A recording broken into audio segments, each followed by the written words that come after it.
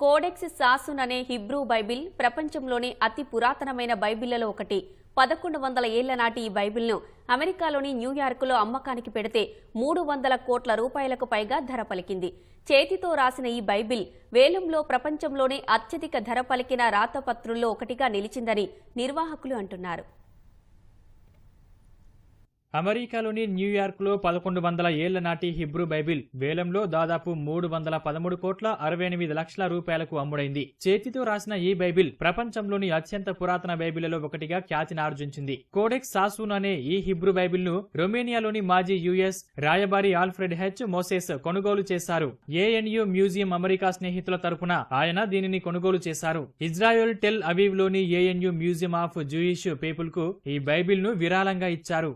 వేలానికి ముందు ప్రపంచ పర్యటనలో భాగంగా గత మార్చిలో ఏఎన్యు మ్యూజియంలో ఈ బైబిల్ ను ప్రదర్శనకు ఉంచారు. వేలంలో అత్యధిక ధర పలికిన రాత ప్రతుల్లో ఈ బైబిల్ ఒకటని నిర్వాహకులు తెలిపారు. రాత ప్రతుల్లో 2021లో అమెరికా రాజ్యాంగం దాదాపు 400 కోట్ల రూపాయలకు పైగా ధర పలికింది. లియోనార్డో డా విన్సీ రాసిన కోడెక్స్ లిసెస్టర్ 1994లో జరిగిన వేలంలో అప్పట్లోనే 300 కోట్ల రూపాయలకు పైగా అమ్ముడైంది. కోడెక్స్ సాసున్ త్వరలోనే ఇజ్రాయెల్ కు శాశ్వతంగా తిరిగి రానుందని నిర్వాహకులు వెల్లడించారు.